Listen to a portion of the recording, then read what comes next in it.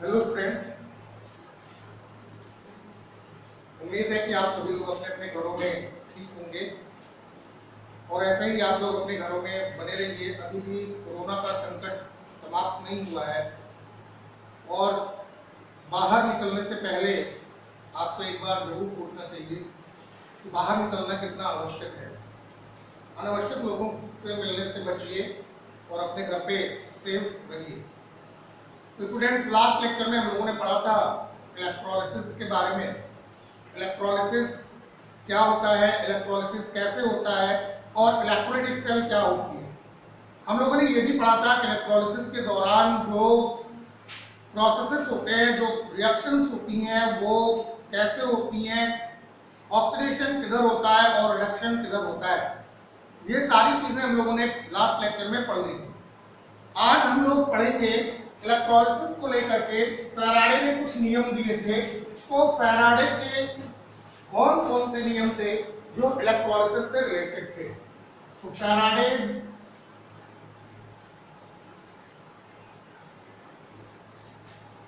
Law of electrolysis. Faraday ने जो electrolysis को लेकर के अपने नियम दिए थे वो किन चीजों के लिए दिए थे, क्या रिलेशंस इन्होंने बनाए थे? तो देखो, हम लोगों ने बात किया था एक इलेक्ट्रोलाइटिक सेल का, और इलेक्ट्रोलाइटिक सेल के अंदर दो इलेक्ट्रोड्स होते हैं, एक होता है एनोड और दूसरा होता है कैथोड। एक होगा एनोड और एक होता है कैथोड। इसको हम लोग बैटरी से जोड़ देते हैं इस तरह से। जिस सब्सटेंस का हमें इलेक्ट्रोलिसिस कराना होता है उसका एक्वस सॉल्यूशन या मॉल्टन स्टेट इलेक्ट्रोलाइट्स के रूप में हम लोग यहाँ फिलअप करते हैं। यहाँ से हम लोग इसको करंट देते हैं इस सेल को, और इस करंट से इलेक्ट्रोलिसिस की प्रक्रिया जो है वो होती है। फैराडे को मानना था, फैराडे का जो रिलेशंस था वो इस बात को लेकर के था कि कितने अमाउंट के करंट पर कितने सबस्टेंस यानी कितनी मात्रा के सबस्टेंस किसी पर्टिकुलर इलेक्ट्रोड पर डिपॉजिटेड होते हैं या लिबरेटेड होते हैं, इसको हम लोग कैसे कैलकुलेट कर सकते हैं।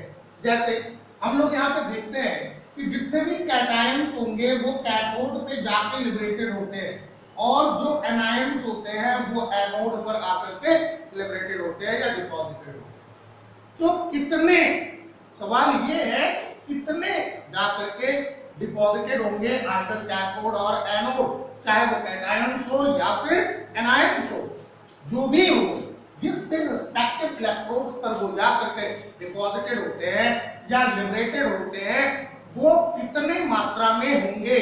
तो इन्होंने बताया कि किसी भी पर्टिकुलर इलेक्ट्रोड पर लिबरेटेड सब्सटेंस की मात्रा जो होती है वो उसमें फ्लो करने वाले चार्जेस पर या उसमें फ्लो करने वाले करंट पर डिपेंड करती है। तो this is the first law of Faraday. Faraday ने इलेक्ट्रोलिसिस को लेकर के दो नियम दिए थे। सबसे पहले को हम लोग कहते हैं फर्स्ट लॉ। फैराडे का जो पहला नियम था वो क्या था कि amount of substance deposited or liberated at a particular electrode is directly proportional to the charge flowing through the electrolytic solution। किसी भी सब्सटेंस की जो उसके पर्टिकुलर इलेक्ट्रोड पर डिपोजिशन की मात्रा होती है वो उस इलेक्ट्रोलाइट में बहने वाले चार्ज या करंट के डायरेक्टली प्रोपोर्शनल होती है। मतलब क्या हुआ कि जितना ज्यादा से ज्यादा करंट हम फ्लो कराएंगे या जितने से ज्यादा चार्ज हम इसमें देंगे, उतना ही अधिक से अधिक मात्रा में वो सब्सटेंस जो है वो अपने रिस्पेक्टिव इलेक्ट्रोड पर जाकर डिपॉजिटेड होगा। तो यही था फैराडे का फर्स्ट लॉ। क्या चीज था, इसको हम लोग डिफाइन कर ले। कैसे हम लोग डिफाइन कर लेंगे कि फैराडे का फर्स्ट लॉ क्या था कि when an electric current when an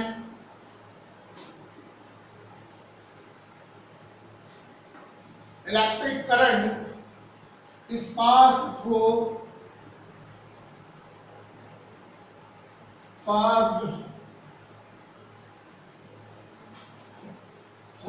an electrolyte.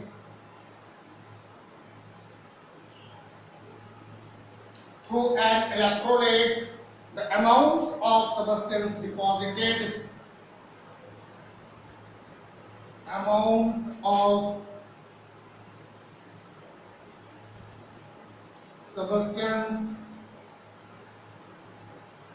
deposited are liberated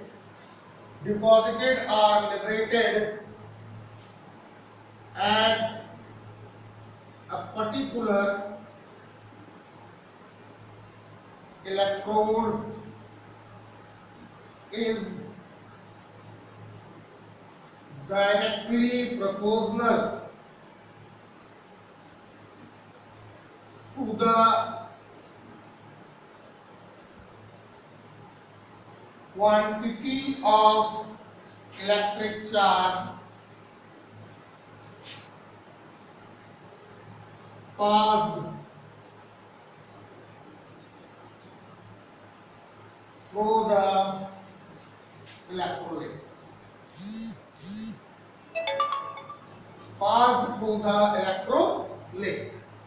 क्या कह रहा है कि जब भी कोई इलेक्ट्रिक करंट हम लोग किसी इलेक्ट्रोलाइट्स के थ्रू पास कराते हैं तो ऐसे में जो अमाउंट ऑफ सब्सटेंस डिपॉजिटेड या लिबरेटेड होता है किसी भी पर्टिकुलर इलेक्ट्रोड पर वो डायरेक्टली प्रोपोर्शनल होता है किसके, क्वांटिटी ऑफ इलेक्ट्रिक चार्ज के, जो कि उस इलेक्ट्रोलाइट्स के अंदर फ्लो करता है। तो ये था फैराडे फर्स्ट लॉ। तो अगर मान लें, क्या मान लें, if W is the mass of the substance, W is the mass of substance deposited at a particular electrode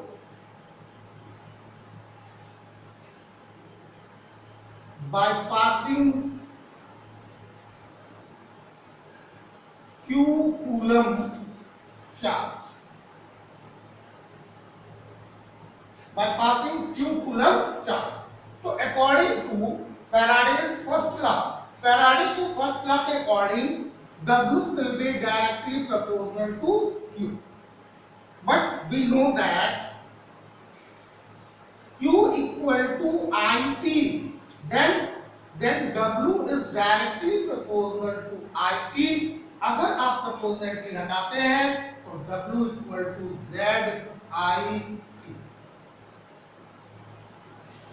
यहाँ पे Z क्या है? Z एक कांस्टेंट है जिसको हम लोग क्या कहते हैं, electrochemical equivalent, where Z is a constant called electrochemical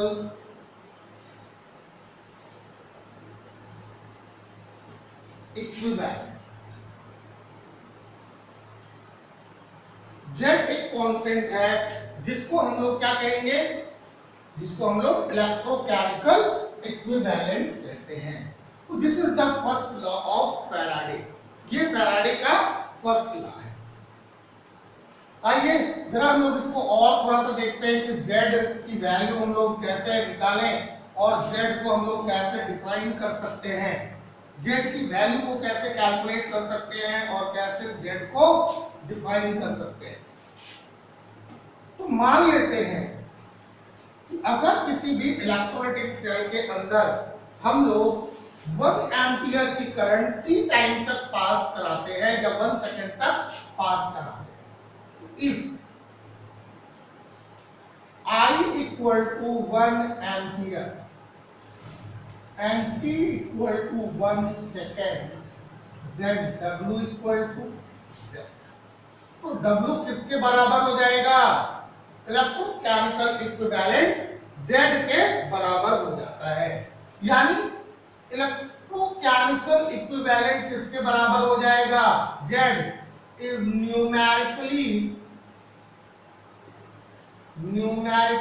equal to the mass of substance deposited at particular electrode when 1 ampere current passed for 1 second through the electrolyte. अगर 1 एम्पियर की करंट 1 सेकंड तक electrolyte के अंदर पास कराई जाती है तो ऐसे कंडीशन में जो डिपॉजिटेड सब्सटेंस होगा किसी भी पर्टिकुलर इलेक्ट्रोड पे उतना ही Z की वैल्यू होती है। यानी Z जो है वो न्यूमेरिकली इक्वल हो जाता है। किसके न्यूमेरिकली इक्वल हो जाता है? डिपॉजिटेड सब्सटेंस के मॉस के न्यूमेरिकली इक्वल हो जाता है अगर 1 एम्पियर की करंट जो है वो 1 सेकंड तक उस इलेक्ट्रोलाइट के अंदर पास कराई जाती है। तो ये फैराडे का फर्स्ट लॉ था। आइए अब हम लोग देखते हैं second law of Faraday. Faraday का सेकंड लॉ क्या है? फैराडे का सेकंड लॉ इस बात को डिसाइड करता है कि अगर 2 या 2 से ज्यादा सेल को जो इलेक्ट्रोलिटिक सेल्स हैं इनको हम सीरीज में जोड़ दें, मान लो 2 सेल हमने जोड़ दिया या 3 सेल जोड़ दिया और तीनों के अंदर डिफरेंट इलेक्ट्रोलाइट्स ले ले, तो तीनों के अंदर डिफरेंट इलेक्ट्रोलाइट्स लेने पर अगर हम उसके अंदर एक डेफिनेट अमाउंट की करंट को पास कराएं या एक डेफिनेट अमाउंट का चार्ज पास कराएं तो जो सब्सटेंस पर्टिकुलर इलेक्ट्रोड पर लिबरेटेड होंगे वो कितने होंगे? तो फैराडे ने बताया कि this is decided by the electrovalent weight of the substance. ये किसके द्वारा डिसाइड किया जाएगा? सब्सटेंस के इलेक्ट्रोवैलेंट वेट के द्वारा। तो देखते हैं second law of Faraday. Faraday का सेकेंड लॉ क्या है? फैराडे का सेकेंड लॉ क्या चीज था? पहले इसको लोग डिफाइन कर लें कि when same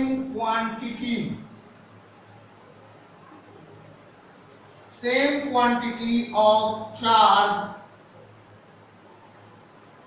is passed through different electrolytes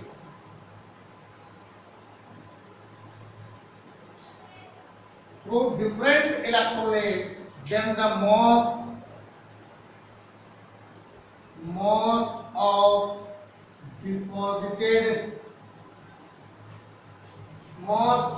deposited different substances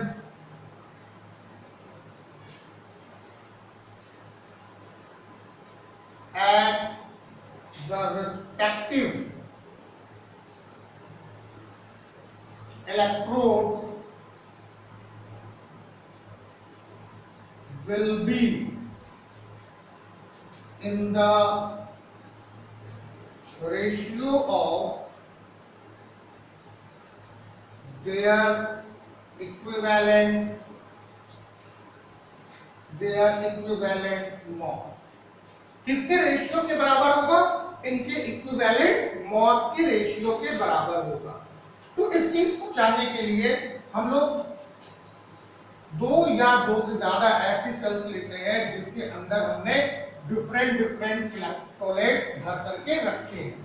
तो मान लो कि हमने 3 सेल लिया, हम 3 सेल ले लेते हैं। फर्स्ट कंटेनर,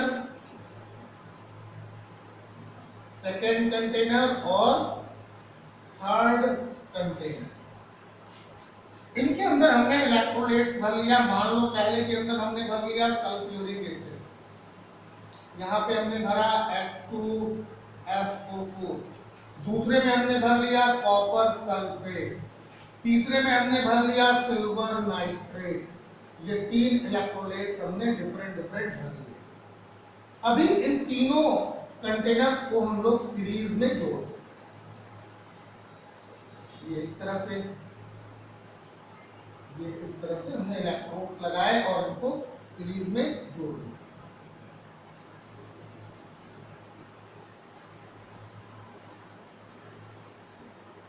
और इसको हमने जोड़ा बैटरी से।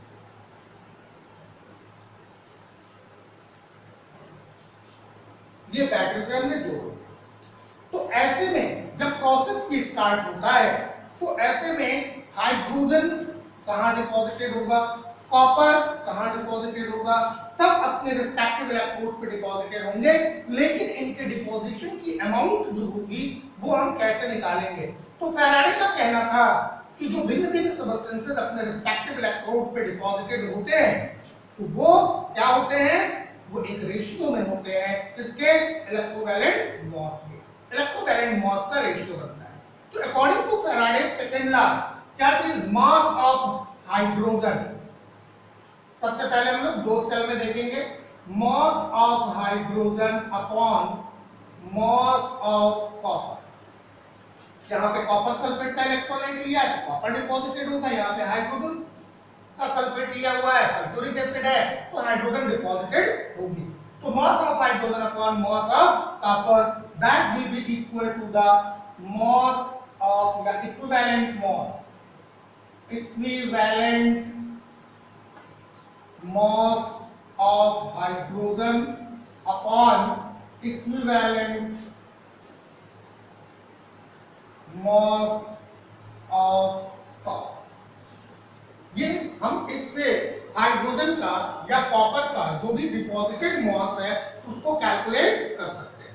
बिल्कुल इसी तरह से अगर कॉपर और सिल्वर नाइट्रेट में देखें तो mass of copper, mass of copper upon mass of silver, ये इक्वल हो जाएगा equivalent mass of copper upon equivalent mass of silver, equivalent mass of copper upon equivalent mass of silver। अब अगर मान लो कि हम लोग सिल्वर नाइट्रेट और सल्फ्यूरिक एसिड में देखते हैं तो फिर से क्या हो जाएगा, mass of silver upon mass of hydrogen, that is equal to equivalent mass of silver upon equivalent mass of hydrogen. इसके द्वारा हम लोग इक्विवेलेंट मास कैलकुलेट कर सकते हैं डिपॉजिटेड सबस्टेंस का। और इक्विवेलेंट मास इक्वल टू कितना होता है, इक्विवेलेंट मास इक्वल टू क्या होता है, हम लोगों ने पढ़ा था, याद होगा कि equivalent mass that is equal to कितना, मोलर मास अपॉन क्या, x। ये x क्या है, x डिपेंड करेगा उस मटेरियल के ऊपर कि वो मटेरियल कैसा है। x जो है वो एसिडिटी हो सकती है या फिर ये बेसिसिटी हो सकती है। लेकिन अगर आयनिक फॉर्म में है तो, अगर आयनिक फॉर्म में है तो x इक्वल टू हो सकता है नंबर ऑफ इलेक्ट्रॉन्स एक्सचेंज या नंबर ऑफ इलेक्ट्रॉन्स ट्रांसफर्ड। कितने इलेक्ट्रॉन ट्रांसफर हो रहे हैं वो x की वैल्यू हो सकती है। जैसे कॉपर है, कॉपर 2 इलेक्ट्रॉन निकाल सकता है या 2 इलेक्ट्रॉन ले सकता है, तो 2 इलेक्ट्रॉनों का ट्रांसफरेशन हो रहा है तो कॉपर का इक्विवेलेंट मास हम लोग निकाल सकते हैं, कॉपर का मोलर मास अपॉन 2 निकाल सकते हैं। सल्फ्यूरिक एसिड है, सल्फ्यूरिक एसिड देखिए अगर तो एसिडिक है तो इसकी बेसिसिटी कितनी होती है, जितना रिप्लेसेबल हाइड्रोजन है, 2 हाइड्रोजन रिप्लेसेबल है तो इसके लिए भी कितना हो जाएगा 2। तो सल्फ्यूरिक एसिड का मोलर मास लिख लेंगे 2 + 32 + 64 अपॉन कितना 2, ये हो जाएगा 98, 98 अपॉन 2 इक्वल टू कितना 49। ये हो जाएगा क्या, H2SO4 का इक्विवेलेंट मास। तो इस तरह से हम लोग इस चीज को कैलकुलेट कर सकते हैं। और ऐसा देखा गया कि अगर 1 कूलम चार्ज पास कराया जाता है, 1 कूलम चार्ज अगर पास कराया जाए, एक एक्सपेरिमेंटल ऑब्जर्वेशन है, एक्सपेरिमेंटली जो देखा गया वो क्या देखा गया कि 1 कूलम चार्ज अगर पास कराया गया तो 1 कूलम चार्ज पास कराने पर हाइड्रोजन कितना लिबरेटेड हुआ। It is observe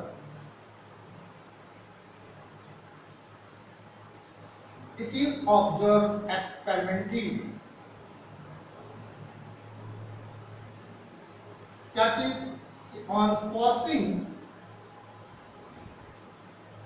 1 coulomb charge, hydrogen evolve equal to 0.00001036 ग्राम। ठीक इसी तरह से जो कॉपर निकला वो कितना डिपॉजिट हुआ? कॉपर डिपॉजिटेड, ये इक्वल टू था 0.000392 ग्राम। और जो सिल्वर डिपॉजिट हुआ, सिल्वर डिपॉजिटेड था, ये 0.001118 ग्राम था। तो ये एक्सपेरिमेंटल ऑब्जर्वेशन था, यानी ये जो मॉसेस थे ये रेशियो में थे इनके इक्विवेलेंट मॉसेस के। इन मॉसेस से amount of electric charge required हम लोग कैलकुलेट कर सकते हैं कि 1 इक्विवेलेंट हाइड्रोजन को डिपॉजिट करने के लिए कितने कितने जो है वो चार्जेस की आवश्यकता होगी। तो इस चीज को हम लोग कैलकुलेट कर सकते हैं। कैसे कैलकुलेट कर सकते हैं? तो from these mosses we can calculate the amount of charge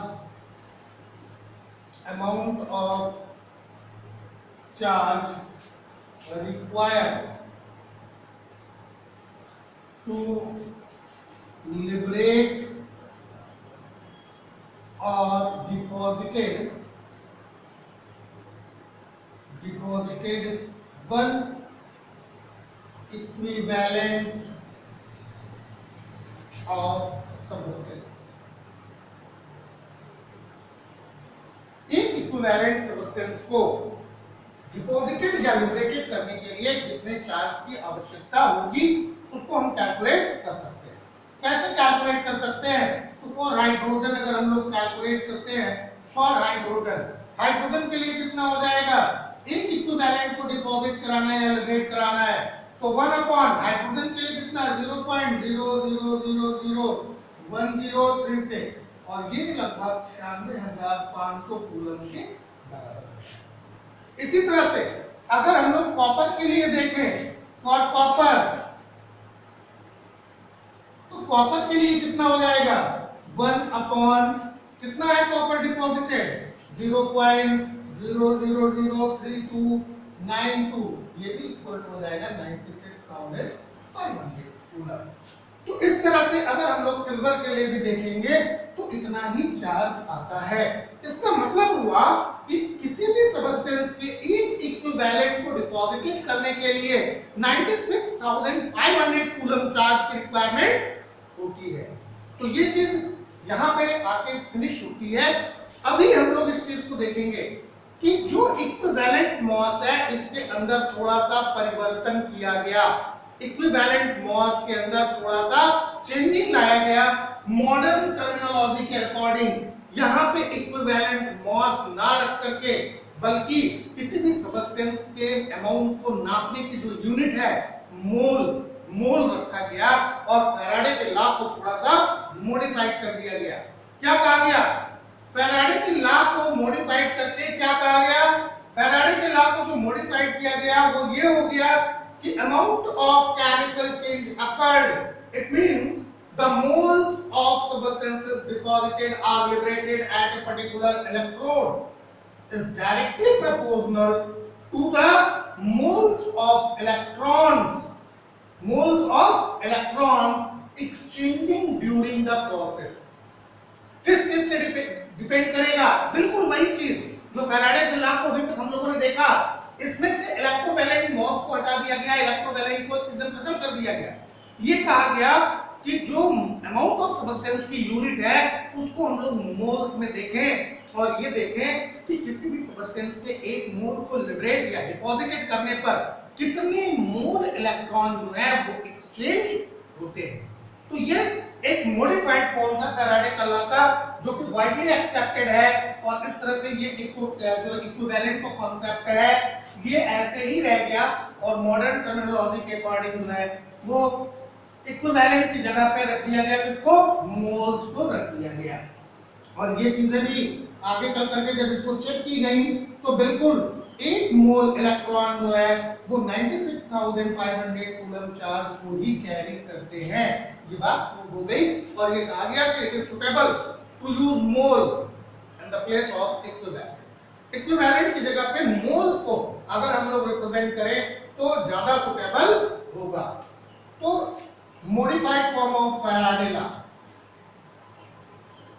modified form of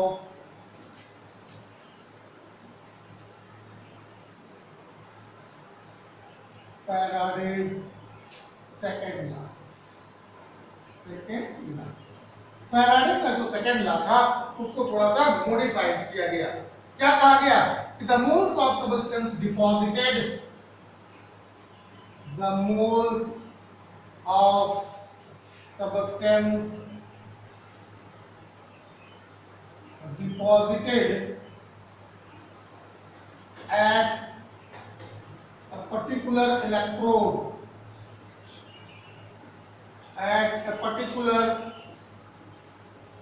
electrode is directly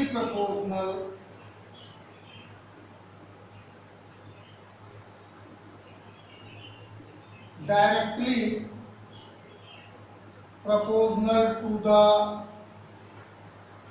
moles of electron transferred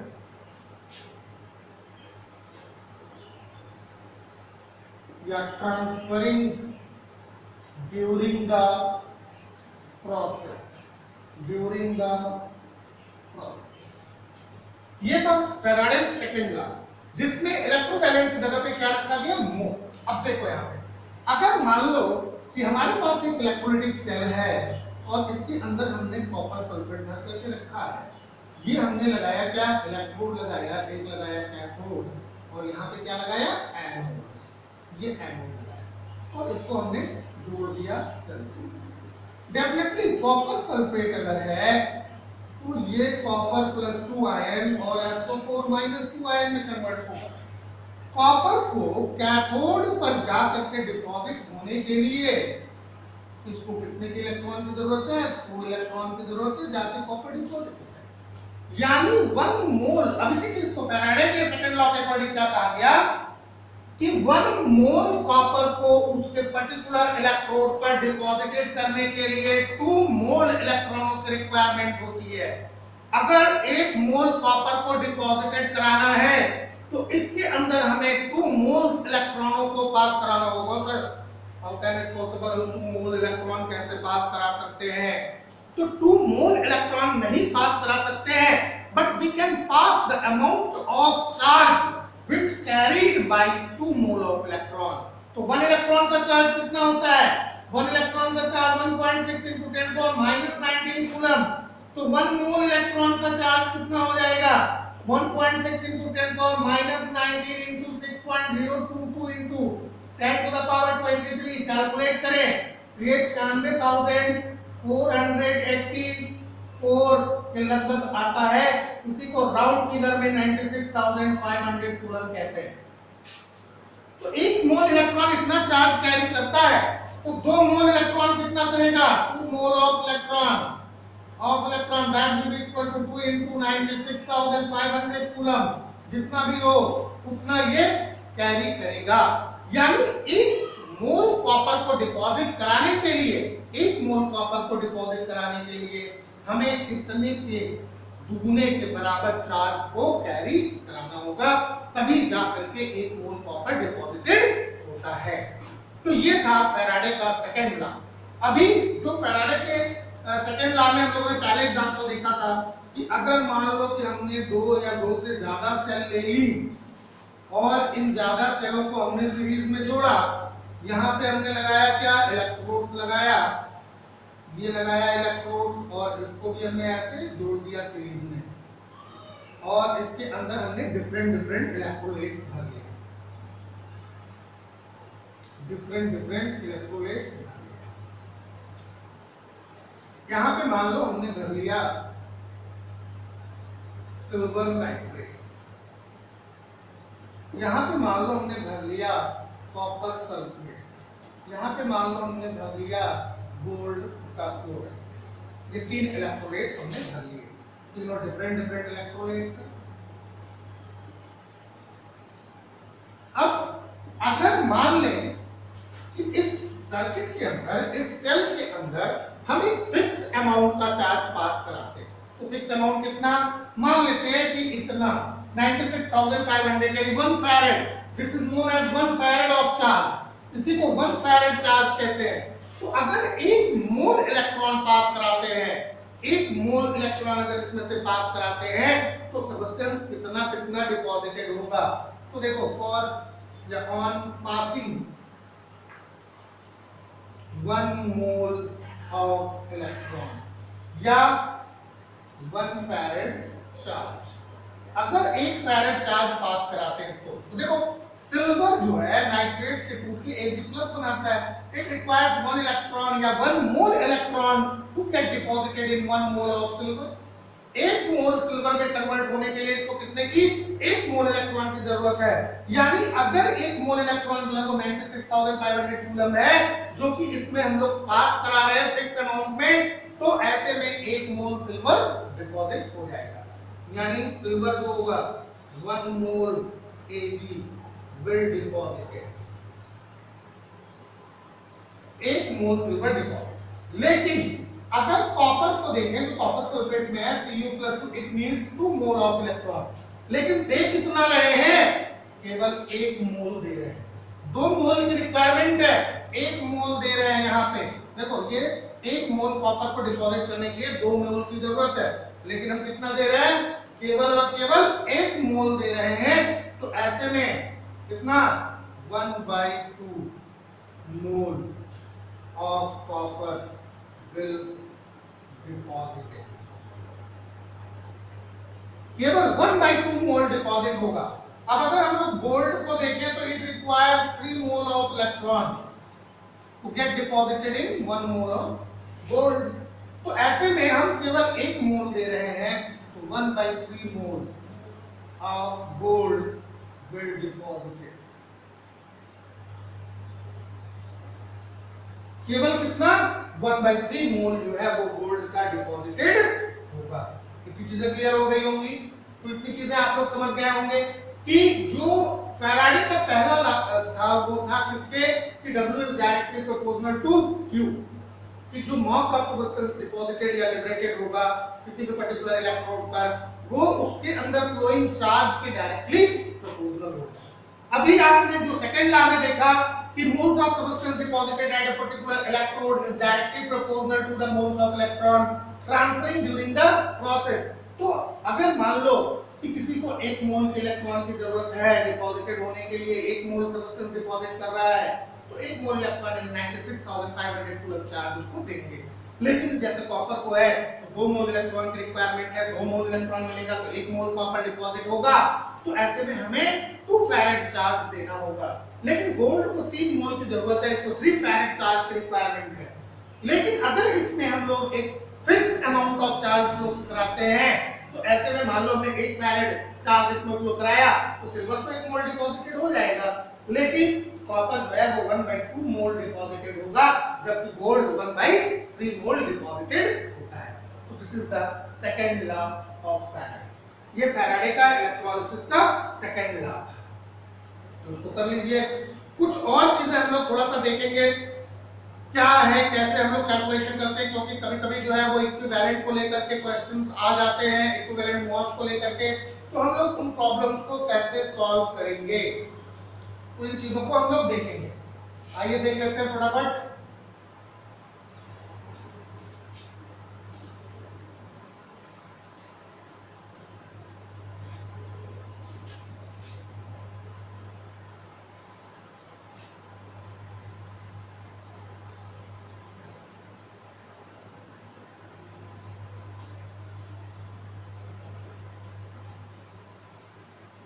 चलिए, अभी हम लोगों ने थोड़ी देर पहले फैराडे के सेकंड लॉ में क्या पढ़ा था? हम लोगों ने फैराडे के सेकंड लॉ में पढ़ा था कि अगर 96,500 कूलम इलेक्ट्रिक चार्ज जो है वो दिया जा रहा है तो कोई भी सब्सटेंस जो होता है वो 1 ग्राम इक्विवेलेंट जो है वो डिपॉजिटेड होता है। यानी 96,500 कूलम जो है उसको हम लोग 1 फैराड कहते हैं, और अगर 1 फैराड चार्ज दिया जाता है तो इक्विवेलेंट के टर्म में अगर हम लोग 1 फैराड चार्ज देते हैं, 1 फैराड चार्ज कितना होगा? 96,500 कूलम। ये राउंड फिगर में है, तो कितना डिपॉजिटेड होगा सब्सटेंस? 1 ग्राम इक्विवेलेंट, इतना डिपॉजिटेड होगा। डिपॉजिटेड देखो, इसी से हम लोग कुछ रिलेशंस बनाएंगे। देखो, हम लोगों ने क्या पढ़ा था? फ्रॉम फर्स्ट लॉ, फैराडे के फर्स्ट लॉ से हम लोगों ने क्या पढ़ा था? W इक्वल टू कितना होता है? ZQ। W इक्वल टू कितना? ZQ। Q यहाँ पे कितना है? Q इक्वल टू 96,000 कितना है? 500 है। 96,500 कूलम। तो W जो होगा वो ग्राम इक्विवेलेंट के बराबर हो जाएगा। Then W becomes the gram equivalent. ये W जो है वो ग्राम इक्विवेलेंट के बराबर हो जाएगा। यानी अब इसको हम लिख सकते हैं E इक्वल टू कितना? ZQ। अगर E इक्वल टू ZQ लिख सकते हैं तो क्या Z की वैल्यू हम कैलकुलेट कर सकते हैं E अपॉन Q के द्वारा, यानी E अपॉन कितना? 96,500। इसके द्वारा हम लोग Z की वैल्यू को कैलकुलेट कर सकते हैं। अब आइए, मान लें if Z1 and Z2 are the electrochemical equivalent of two substances,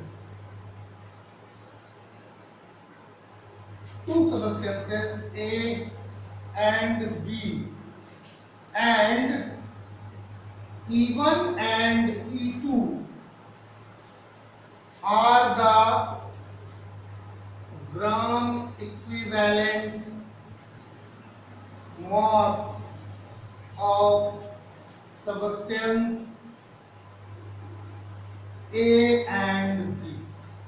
A और B का ये ग्राम इक्विवेलेंट मास है। तो अभी हम लोगों ने क्या पढ़ा? Z1 इक्वल टू पढ़ा कितना है? E अपॉन Q, या E अपॉन 96,500। तो Z1 इक्वल टू कितना हो जाएगा? E1 अपॉन 96,500, और Z2 इक्वल टू कितना हो जाएगा? E2 upon 96,500। तो अभी Z1 और Z2 का रेशियो हम लोग कैलकुलेट कर सकते हैं। कैसे कर सकते हैं? तो Z1 upon Z2 that will be equal to E1 upon E2। ये किसके बराबर हो जाएगा? E1 अपॉन E2 के बराबर हो जाएगा। तो इस तरह से एक रेशियो भी हम लोग निकाल सकते हैं। तो इतनी चीजें स्टूडेंट्स आप लोगों ने क्लियर कर ली होंगी। इसके बाद नेक्स्ट लेक्चर में हम लोग पढ़ेंगे क्रोशन के बारे में, जो इलेक्ट्रोकेमिकल एस्पेक्ट्स होते हैं क्रोशन के, उसके बारे में हम लोग बात करेंगे। तब तक आप लोग इन चीजों को नोट करिए, इनको प्रिपेयर करिए।